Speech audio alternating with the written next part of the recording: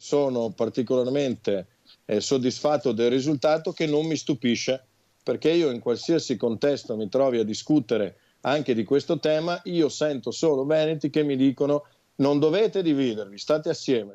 Soddisfatto, ma non certo sorpreso, il senatore Luca De Carlo, coordinatore di Fratelli d'Italia in Veneto, dall'esito del sondaggio presentato a Ring, nel quale si chiedeva ai telespettatori di esprimersi sulla possibilità di una corsa in solitaria della Lega alle prossime elezioni regionali.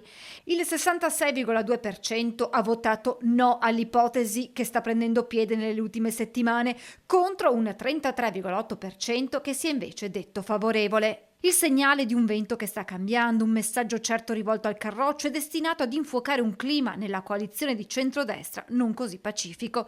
Tensioni emerse anche nel salotto di Focus tra Alessandro Manera, vice sindaco di Treviso, esponente della Lega da una parte, e il consigliere regionale di Fratelli d'Italia Gio Formaggio dall'altra, ospiti del direttore Luigi Bacialli. Mi sembra che avete più paura voi che noi corriamo da soli, perché se noi che siamo così scarsi, se i cittadini veneti vogliono Fratelli d'Italia, faremo delle primarie alle urne e se vincete siete più bravi, mi sa che magari, sai, un po' di pauretta l'avete, ma se non avevate Vannacci alle europee, stasi di casa tutti. Allora, ma la tensione non si placa nemmeno quando si discute di terzo mandato, con un confronto alquanto acceso questa volta tra Formaggio e il segretario provinciale della Lega di Treviso Dimitri Coin.